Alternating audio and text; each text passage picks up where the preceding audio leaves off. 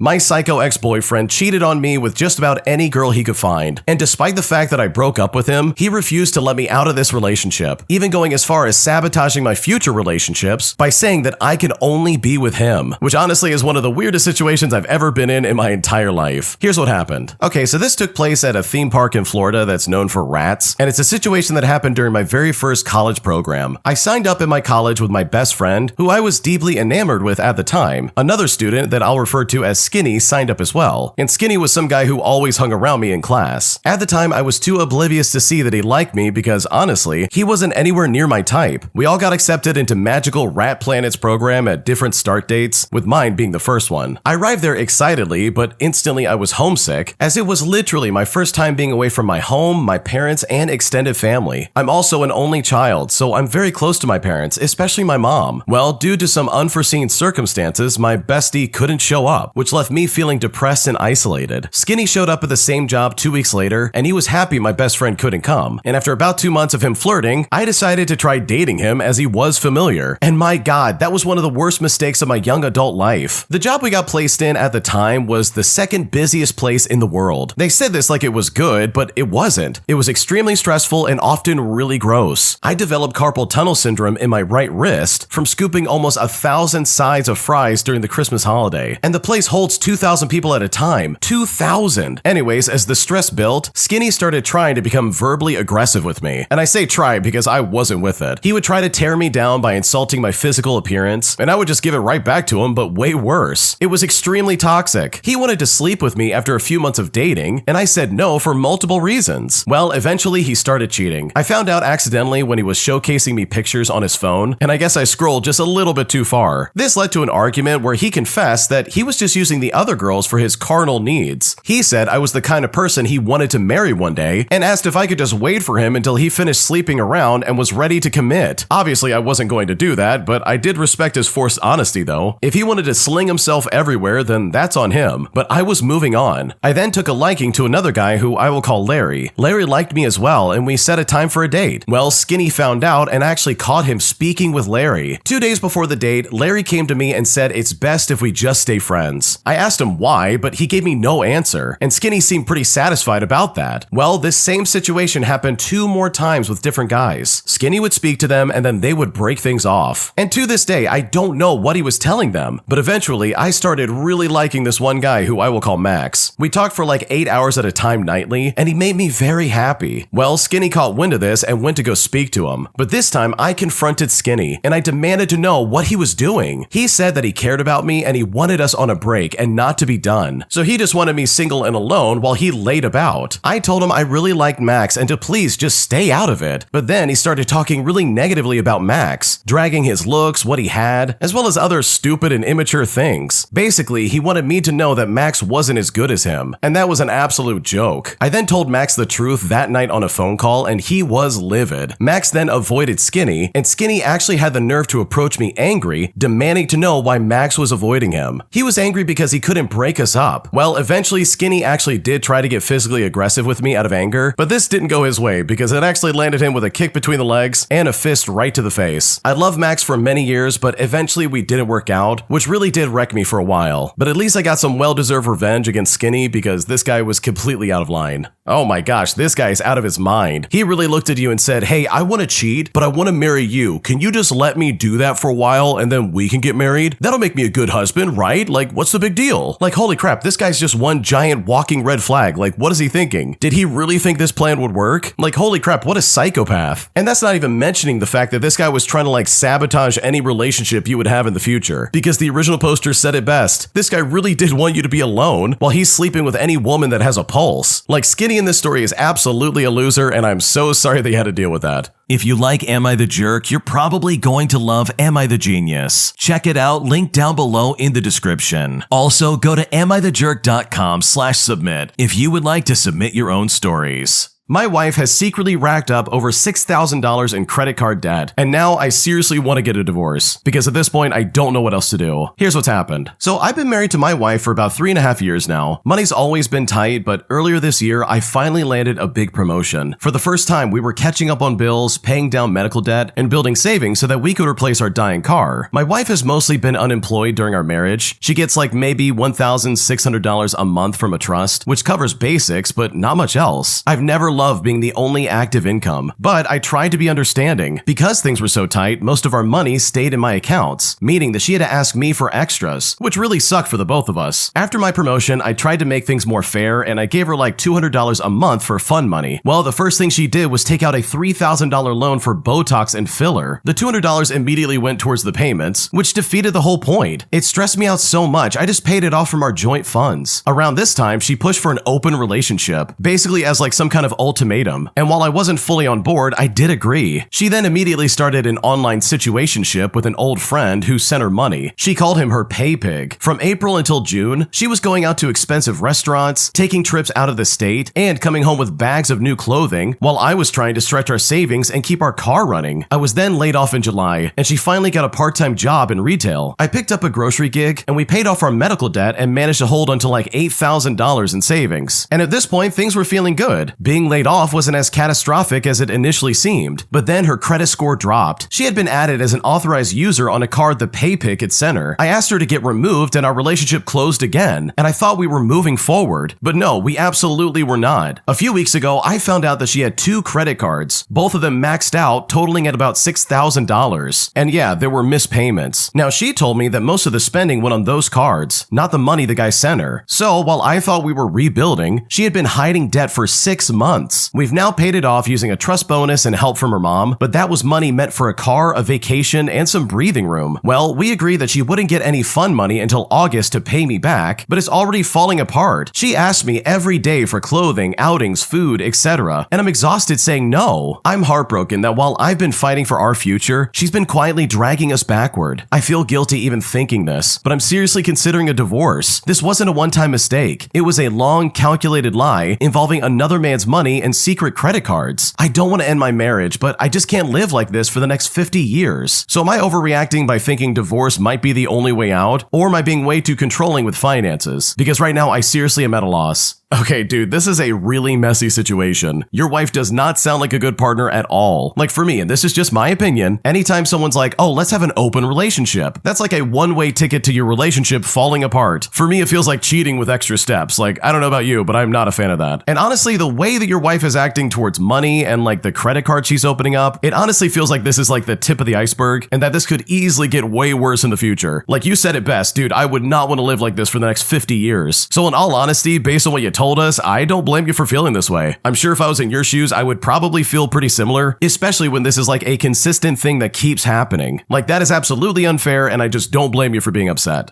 Am I the jerk for yelling at my friend about her body odor after I not only literally threw up, but also have been dealing with this smell for months at a time? Here's what happened. For a bit of context, I've been in college classes with this girl for the last year. We're also in the same degree program and we have become friendly. Now, I don't hate her at all. I've just reached my limit and I might have gone just a bit too far. This semester, we have the exact same schedule, so we ended up sitting next to each other in every class. At first, I chalked up this smell coming from her to like stress, and I assumed it was a temporary slip in hygiene. Like it happens, I get it. But this has been every single day. The best way I can describe the smell is like strong barn-type body odor, as if she worked outside on a hot, humid summer day and didn't shower. She has long, pretty hair, but it's visibly oily from roots to ends. By our 3rd class of the day, I'm nauseous and trying not to gag. But after a month of this not getting better, another friend in our program admitted they sit on the opposite side of the room simply because of how distracting the smell is. And you know what? It kind of broke my heart to hear, and I would hope that someone would tell me if I was in her position. So one day after school, I spent hours carefully crafting a text message to tell her that she has some body odor and that I was only bringing it up because I care. I didn't want her to be embarrassed. I'm not a fan of confrontation, and I thought a private message was kinder. Well, she read the message, gave just a thumbs up, and then never talked about it again. The next day, I finally wasn't trying to hold my breath, but the smell was back by the end of our 2nd class. And that was 2 months ago. And now it's literally crunch time for finals. We stayed after class until around midnight working on a project hectic with several other students, and I finally just couldn't take it anymore, especially after she scooted inches away from my face to help me on my computer. Within seconds of her getting that close, I ran to the nearest trash can to throw up. She asked if I was okay, but I was so sleep deprived and stressed out that I just couldn't hold back. I told her that she smells so bad that just being near her has been making me nauseous all year. Still clutching the trash can, trying not to throw up again, I blurted out, "How do you not smell yourself? How can you not notice how bad this is?" She said she's just forgetful, mentioning that her mom or fiance don't remind her. You know, a woman in her 20s. She doesn't work so she can focus on school, so from my perspective, it seems like she could make time to shower. Before I stormed out, I raised my voice and I pleaded for her to just take a shower. I feel bad for yelling, and I know it sounded harsher than I meant it to be, but I was exhausted and I was at my limit. But even still, I have to sit next to her for like another 3 weeks before the semester ends. I feel guilty for snapping in front of other students, but I also feel like I had no other options left after months of this, and the fact that texting her just didn't seem to help. So I really need to know, am I the jerk for finally snapping and yelling at my friend about her body odor? Because I already tried to do this gently before, and right now I'm not sure if I messed up. Okay, this is disgusting. There is no excuse here, dude. Are you kidding me? She needs to be reminded to take a shower? What, is she like a toddler? Like, dude, what's happening right now? You've got to like go a long time and like get really accustomed to how you smell to suddenly just be completely oblivious to how you smell. Especially as a grown adult. Like, dude, what are you talking about right now? In my opinion, this sounds like one of those things where it's like, oh yeah, this is not a priority for her and she's just making every excuse under the sun, where she literally blames her family for not reminding her to bathe. Like, dude, you live in a modern society and you're well into your 20s. Plus you're in college. Like, there is no excuse for being like, oh, I need someone to remind me to take a shower. Like, that is the lamest excuse on earth. And legitimately, I think the reason she doesn't take a shower is simply because she is lazy. She's lazy, she doesn't care how she smells in front of other people, and that is disgusting. Bro, the second someone says, hey, you kind of smell bad, that's the second I'm gonna come back to that class smelling absolutely fantastic. I'm gonna be the best smelling person in that room, like you can't tell me otherwise. And honestly, I think anybody else would have that same notion. So no, you are not the jerk for yelling at her, because honestly, this is super impactful for you because you have to sit next to her. And the way she's treating pretty much everybody around her by refusing to bathe is incredibly rude. An entitled Karen drops off her dog at our boarding house, demanding that we take care of her dog for the next few days, despite the fact that we are literally booked up for the rest of the month. But things got so much worse as this lady literally was the embodiment of inconvenience and entitlement, putting me and the rest of my coworkers in a really weird situation that honestly I wish I never had to deal with. Here's what happened. So I used to work in dog boarding and I saw entitlement all the time, but this one encounter takes the cake. It happened years ago, but I still get heated thinking about it even to this day. Now picture this, it's the holiday season and we are booked solid. Like literally any service you can think about, we have completely booked it out. Well, this lady walks in with no appointment and her dog in tow. She says she's dropping off, but I tell her we have no space until Christmas. When I say this, she begins to yell, because apparently the fact that she's boarded a dog here years ago somehow means that she's our best customer ever. At this point, I was the assistant manager, and the regular front desk person shifted away from the conversation. Their body language pretty much said this was always going to end with her talking to the manager, so I just skipped a step and went to you. Anyways, I try to figure out some way to stonewall this just so she can leave. I asked for vaccine records, but she blows her lid again, asking, well, why don't you just already have that? I then explained that with reservations, you know, dogs that we know are coming, we call their vets ahead of time, and we give the information that we need, and only then do we notify the owners of anything missing. We can't do that if you walk in off the street and try to hand me your dog. I recommended that to avoid this situation in the future, she should make a reservation for dog boarding as soon as she knows that she will need it. And when I said that, of course, she freaked out again. She insists that the dog goes to a certain vet, so we call and give them her owner information. Well, apparently the dog hadn't been there under her name in years, and all its vaccines are completely expired. She tells me that the vaccines are up to date, but that her extended family has been bringing the dog to their own vet just so they can get the new client free exam and only have to pay for the vaccines every year. So I get right to the point. I say to her, okay, then who took the dog to the vet last? She responded by saying, well, how am I supposed to know that? So I say back to her, well, unless you can tell me who did it, I can't call the vet and ask them for the up-to-date records. They won't give me the records unless I know who I'm talking for. I cannot call and ask for the most up-to-date records on a dog. That's like illegal levels of personal information for the vet to give out. After 6 phone calls to the vet with different people's owner information, we finally got the records. And I seriously feel so bad for that secretary at the other vet's office. But the real kicker is when she said the following, well, that wasn't so hard, was it? I'm trying to catch a flight. You can see how frustrating that was for me, right? And then she walked out without her dog, which forced us to try and find space for the dog because this lady literally left us with no other option.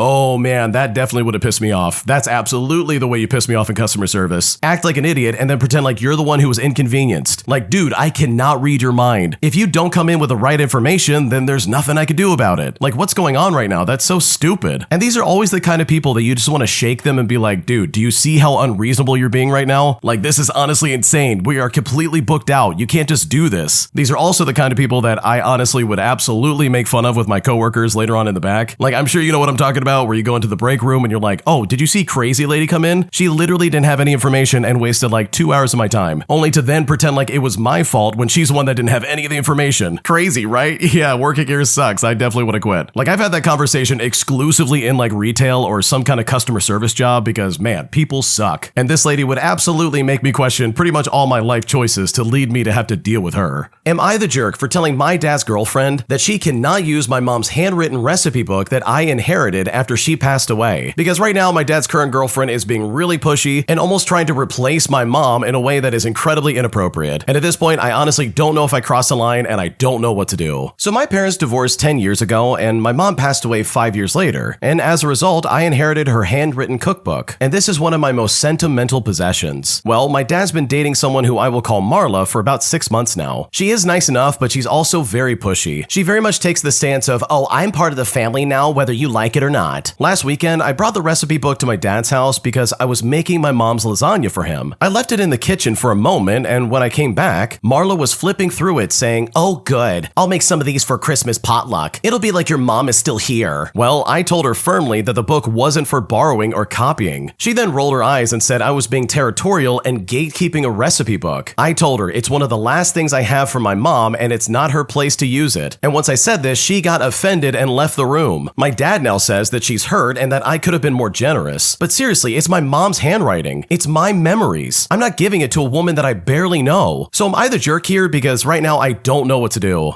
Okay, I want to say first and foremost that no, you're not the jerk because I can picture this lady perfectly. I've run into people like this before in my own family and it's always super frustrating. And I think other people can probably relate to this too. They're the kind of person that kicks the door in and says, oh, I'm part of the family now, where they essentially take over the role of being the mom of the house and almost go out of their way to be like, oh, I'm your new mom now. Like, for example, look at the way she's treating that recipe book. She's not saying, oh, this is such a precious and beautiful thing that your mom gave you. She's looking through it and saying, oh, wow, I could be your mom now. I'm gonna use this for a Christmas potluck. Your mom's not actually dead, she's right here. And that's like not only incredibly disturbing if you think about it too long, but it's also very insensitive. Like, I don't know, it really seems like she's trying to fill some shoes that she has no business even touching. Why not try to leave your own mark on the family instead of like masquerading as the mom who passed away? Like, that's really unfair. So no, overall, I don't think you're the jerk here. I think if anybody could have been more generous, it would have been Marla. Like, obviously, this is a very touchy subject as their mom is dead, and here she is making light of the situation by being like, oh, don't worry, I'll bring your mom back to life with this recipe. Like, I don't know about you, but that's kind of creepy and incredibly inappropriate. My cousin's mom told me that I couldn't call her kid cute because apparently she doesn't want to give her 4-year-old daughter a big head, which really is the dumbest thing I've ever heard and has left me incredibly confused. Here's what happened. Okay, so I need to know if anyone else has dealt with this because I am losing my mind. We had a family barbecue this weekend with all the usual chaos. Uncles arguing about basketball, kids running around sticky with melted ice cream, and my grandma saying she's going to disown anyone who doesn't take home leftovers. With this proverbial list going on and on. My little cousin, who I will call Lily, who's 4 years old and just full of energy, waddles over to me in the cutest strawberry dress I've ever seen in my life. Like one of those dresses that make a kid look like they're living their best cottagecore life. So I say to her, oh my gosh, Lily, you look so cute. Which, by the way, is completely normal. Well, before Lily can even say thank you, her mom, which is my aunt by marriage, swoops in like she was hiding behind a bush waiting to catch me in the act. She goes with the tone of someone breaking up a bar fight. We do not call her cute anymore. We are avoiding vanity. And I think to myself, avoiding vanity for a 4-year-old child who can't even tie their shoes? I'm trying to be polite, so I'm just thinking to myself, oh, okay, I'm sorry. Even though internally, a lot of question marks are going up. Because this woman posts Lily's pictures on Facebook every single day with the hashtags like, oh, cute baby, my model, and princess vibes. Anyways, I just drop it because whatever. I mean, I think that we can coexist no problem. Except apparently we can't can't. 10 minutes later, she walks past me talking to my mom and does that thing where she whispers but somehow her volume goes up. And she goes on to say, some older cousins get threatened when younger girls get attention. It is so sad. And I'm thinking to myself, ma'am, what? I literally said one compliment and then respected the boundary. How am I suddenly Regina George? Then, and this is the part that made my soul leave my body, Lily comes back holding her cup of juice and says to me, do I not look cute? And she looked at me confused. She looked incredibly hurt. She looked like she was about to schedule a therapy appointment at the age of 4. And at this point, I'm scrambling, saying to her, oh no, you look lovely. You look beautiful, amazing even. And I'm desperately trying to find synonyms that won't send her mom into cardiac arrest. Meanwhile, her mother is glaring at me like I just offered her daughter a cigar. I cannot deal with this woman acting like I'm running a one-person anti-self-esteem campaign. Anyways, Lily is adorable, and her mom either needs a nap, a therapist, or probably both. Dude, holy crap, your aunt is an idiot. Seriously, this is so stupid. Just because you call a kid cute doesn't mean you're gonna make them vain. You're literally complimenting them. You're not like overdoing it. You're just saying, oh, you look so cute in that dress. Like this isn't suddenly gonna go to that kid's head and she's gonna be like, oh, I'm the prettiest at the ball. That means everybody's below me and I'm prettier than all of them. Like, holy crap, this is a child we're talking about, a 4-year-old. You're not gonna corrupt them by complimenting them, dude. Like, what's happening? And I don't know about you, but I kinda got the vibe that this is something the aunt really wanted to do. She probably dressed Lily up so nicely just to then have the excuse to yell at people when they compliment her. And I don't know about you, but that's some crazy behavior. Like, what's going on right now? If anything, she's enforcing the fact that no, Lily, you are not allowed to be complimented, because if you are complimented, that's a bad thing. And clearly it's working because the kid's walking up to the original poster and they're like, hey, am I not cute? What's going on? Do you not like me? Did I do something wrong? And it's like, yeah, that kind of sounds like me in therapy. Like, holy crap. So yeah, your aunt really sucks. She's an idiot for trying to like reinforce this stupid boundary. And in my opinion, she's probably going to do way more harm than good in the long run. My entitled managers take away my vacation time, claiming that there's a new rule in their upcoming handbook that denies me the 4 days that I'm owed. But after doing some research and talking with other coworkers, I realize that they are lying through their teeth. So I decide to get some revenge by suing them and winning my court case, resulting in them getting fired from their jobs, as well as me getting paid thousands of dollars. And I've honestly never felt better about getting back at my managers in my life. Here's what happened. So I work for a company with great pay and great benefits. And one of those great benefits was all of our vacation days. I worked there for years without performance or attendance issues. I was also an employee who would not work overtime, and I gave 100% while I was there. Each year, I would pre-plan all of my vacation days. We had to put our plans on a calendar for approval, and I wanted to receive my approval before confirming my plans. So I did everything as early as possible. I had no vacation request problems for years, and did not hear of other employees having issues with their vacation time or pay. Well, one year, all of a sudden, after using all but 4 of my vacation days, management said I had no additional paid vacation time. I reviewed our online handbook, gathered my requested and approved time off, and checked my pay stubs to verify the paid vacation days that I'd taken thus far. I then presented to management all of my research. My direct manager then said that he checked, and apparently, according to them, I didn't have 4 additional vacation days. Well, that wasn't good enough, so I asked him to forward it to his manager, and his manager said the exact same thing, but I still was not satisfied, and eventually, my concerns reached the center manager. The center manager called me into a meeting, and I again presented my findings, showing that I had 4 unused vacation days left. He then began discussing changes to our vacation policy, all while making eye contact and smiling. He turned his computer around to show me the new handbook that they constructed, which would reflect the new vacation policy. But I thought to myself, wait a minute, there is an online employee handbook, yet I'm supposed to go by a new handbook not known to any of the employees? I mean, this simply does not make any sense. I politely said okay, and then I walked out. I removed my 4 days from my vacation calendar, and it was at that moment that I decided I was going to get some revenge. I then began chatting with other employees just to see the number of days that they had taken for that year, as well as the number of days that they had left. I would ask questions like, how was your vacation? How long did you stay? Are you choosing a different place to spend the rest of your vacation days? Asking questions like these and related questions allowed me to calculate the number of vacation days they used or had remaining in general. And you know what I found? I did not find one other employee having my issue with vacation time. So I waited a couple of months, and then I filed a lawsuit while working there. Other employees did not know about my lawsuit, at least not from me, but I'm sure that management absolutely knew. The lawsuit, especially during the discovery process, revealed an email chain, and the email chain showed the center manager directly asking HR all about my 4 unused vacation days, with human resources confirming in the email that I had 4 unused vacation days that I had available. And get this, the center manager used a fictitious new handbook just to cover up his actions and other management's actions. Also, they could deny my vacation time. So fast forward, and shortly thereafter, we settled the lawsuit, and they had to pay me thousands of dollars for 4 unused vacation days. Now, of course, I had to resign, and the center manager and other management either lost their jobs, they retired, or they quit. Now, here's the thing. All I wanted was my unused paid vacation time, but what I received instead was so much more. And I'm just so glad that I was able to get back at those managers who were clearly trying to steal my time. Wow, that's honestly incredibly disrespectful, and that is so deceitful from the management to pull that kind of move. Here you are just trying to schedule out your year, and these people are like, no, you can't do that anymore because we have a new handbook that says so. It's like, what are you doing? Why would you lie to an employee just to prevent them from having any kind of time off? Like, for starters, if they have vacation days, why not just let them take it? Like, literally, that's what they're there for, and it's so weird to try and deny that. Why on earth would you lie to your employee like that? That honestly will set up a horrible precedent moving forward for literally anybody who is still working there or anybody who might work there in the future. So you know what? Good for the original poster for getting this done in the way that they did. This company absolutely deserves to have a lawsuit slapped against them because what they did is time theft. And honestly, no one deserves to be treated like that in the slightest. If you like Am I the Jerk, you're probably going to love Am I the Genius. Check it out, link down below in the description. Also, go to amithejerk.com/submit if you would like to submit your own stories. Am I the jerk for telling my mom that she hasn't been my mom since I was 5 years old? Because right now she's acting like I owe her everything all because she's my mom. But I simply could not disagree more, and at this point, I seriously don't know what to do. Here's what happened. When I was 5 years old, my mother had her second child, who is my sister. We have different dads, and neither was involved when we were kids. My sister was born prematurely, and this is when my mother went from being my mom to being an almost stranger to me. She spent all her time at the hospital with my sister, and I was passed around from friends to family, and even to strangers my mother and I didn't know, because my aunt would hand me over to someone in her husband's family, or a family friend would pass me on to their friend. My sister was in the hospital for months and had many complications from being born so early. So she was one of the youngest premature babies in the hospital's history. When she started to get strong enough to go home, complications due to her stomach were found, and that required more time and more treatments. My mother was in and out of the hospital with her for the next couple of years as they performed surgeries and gave treatments when she would get sick. At that point, even when my mother was home with my sister, she would keep me somewhere else normally, and the times I was home with her, I was left alone, and her focus was always on my sister. Then, when my sister was 2 years old, she was diagnosed with leukemia, and that resulted in more treatments and more hospital visits, and just never ever seeing them. By the time I was 10 years old, my mother was okay leaving me at home while they were at the hospital, so I was all alone. It was also around this time that my teacher started to suggest that I might have dyslexia, and the school reached out to my mother, but she was too focused on my sister to do anything for me. Now, nothing changed after my sister became cancer-free, and she was less sick and needed the hospital less. My mother was so devoted to her that she didn't pay attention to me, and the both of them were basically strangers to me. I started staying with my girlfriend's family as a teenager, and my mom simply didn't care. I would only go to her house when I needed to pick up more of my clothes or more of my stuff, and when I turned 18 years old, I moved out officially and got my dyslexia diagnosis. Fast forward, and now years later, I don't really have anything to do with my mother or my sister. I don't blame my sister for any of this. It's just that no bond could form when we were younger, and she's also just a stranger to me at this point. My mother has started to have some health problems and is now turning to me for help. She told me I should be around more and doing stuff to help her out, simply because she is my mom. She also said that my sister deserves a relationship with me and accused me of punishing my sister for existing. I told her that wasn't true, but we were strangers, and that was because of my mother. I also told her that she hadn't been my mom since I was 5 years old, and she had no right to ask me to care for her when she hasn't cared for me in almost 20 years. She then called me selfish and a spoiled child who never grew up. So honestly, am I the jerk in this situation? What should I do? Honestly, I think with all things considered, I don't think you're the jerk at all. I think the way your mom acted when you were a child, and how she basically pushed you to the wayside, all so she could send all her focus towards your sister, that in my opinion is so uncalled for. Now, don't get me wrong, I get that the younger sister had a lot of health problems. Being a premature baby as well as having leukemia as a child is no joke. That is very serious, and any good parent would focus their time in helping that sister. But it really does sound like the mom basically said, okay, I only have one daughter now, and basically pushed the original poster to the side and said, nope, I'm not going to pay attention to you. Because in my mind, I really do believe that she very easily could have paid attention to both kids. She could have been available for both of them, despite the circumstances around the sister. That's just my opinion, at least. It really seems like she just did not care about you as a child, and some pretty glaring evidence of that is when you were a teenager and you basically moved out. Like, you're living with your friend and your mom basically could care less. She doesn't care when you come to the house or when you leave. Like, there's just nothing coming from your mom. And that alone to me is proof that the original poster is not making this up. It really sounds like the sister is healthy at this point, and there were no more health complications in their teenage years, so there is no legitimate reason for the mom to still be fixated on this kid, all while neglecting the original poster. So honestly, with all things considered, I don't blame you for the reaction that you had, and honestly, if I was in your shoes, I probably would feel the exact same way. Am I the jerk for only buying my parents stuff that cannot be shared or stolen? Because my brother and his family constantly take stuff that I buy them, and at this point, I'm getting so frustrated and I simply don't know what to do. Here's what happened. Okay, so my brother, who's 32 years old, has been knocking up his wife since they were in high school. Their oldest is now 13, but they have 3 more. She is a stay-at-home mom, and he works as cleaning staff at a camp. It's pretty good money, but they waste a lot of it. They have multiple gaming systems, and the oldest 2 kids have very new iPhones. In contrast, I'm 28 years old, and I live in a loft above my parents' garage. I do not pay rent because my folks want me to save up for my future, but I do help out around the house, and I buy groceries for my parents as well as myself. My brother and his family live in the in-law suite in my parents' basement, and it was supposed to be a rental to get them some extra money for when they retire, but after my brother lost his job because he would not get vaccinated, our parents decided to let them move in. I also love to buy them gifts, but my brother and his family always needed exactly what I happened to give them. For example, I bought my mom a very colorful bag from Colombia called a mochila. It is just a woven cotton shoulder bag made with very vibrantly colored yarn. My niece, who's 9 years old, saw the bag and wanted to use it for a school project, which is when she very promptly and conveniently lost it. Another example is when I bought my father some bourbon, since he loves to have a drink after a long day. Well, my brother and his wife found it and drank it, deciding to mix it with orange juice because it had such a strong taste. So now I do other stuff. I took my mom to go see Anastasia, and I got us really good seats, and I decided that no one else was invited. I also took my dad out for a steak dinner, and then we went to a speakeasy in our city, and I treated him to a $160 cocktail. These are things my parents love doing, but they simply won't waste their money. In fact, I keep the groceries that I buy in my loft. I will make meals for my parents and have them over, or I will bring the ingredients and cook with my dad. My brother started asking why I don't leave the groceries in the freezer or the fridge or the pantry that they have access to, as well as why I stopped buying my parents gifts. He says that I'm living there for free and that I should give them more. I asked him how much he was paying them in rent or how he was contributing to the household, and he said that he was tired on the weeks that he was home and that his wife and kids were too busy to help. Now, I work a full-time job, I volunteer at a cat rescue, I do theater as well as sports as a hobby, and I still manage to help out with the yard work, the housework, as well as helping out with errands and my grandmother, who is in a locked-in facility for dementia patients. Even with my very busy schedule, I'm still able to do all of this. I pointed this out and he said that I was being a little jerk, but I responded by saying that I wasn't stupid enough to leave anything around that he or his family could try and steal. So now we're fighting and my parents are upset. His wife called me a jerk for not sharing the treats I buy for my parents, but I can only afford to buy treats for my parents and myself. I can't do that for 5 more people who do not contribute anything. So honestly, am I the jerk in this scenario? What should I do? Honestly, I do not think you're the jerk. I think your brother and your sister-in-law are being very weird, and they basically showed their hand about what they really want. They don't care about you giving gifts to your parents. They just want to get whatever you give them. They literally just want a free handout, and they want more opportunities to steal stuff from your parents. But with all things considered, I think the way you're going about doing this is honestly perfect. You're getting things for your parents that nobody can take away from them. And that's brilliant in this case because your brother and sister-in-law are just being completely unreasonable. So no, of course not, you are definitely not the jerk. They're being incredibly weird, and it's pretty obvious that they have ulterior motives. Am I the jerk for telling my wife that she needs to stop babysitting for this deadbeat friend? Because right now, this supposed friend is literally taking advantage of my wife. And at this point, I seriously don't know what to do. Here's what happened. Okay, so my wife has a friend that has 3 kids under 6 years old, and this includes a 2-month-old infant. My wife met this woman via social media, and she had posted that she was looking for someone to watch her kids in the afternoon and evening, all while she delivered pizza.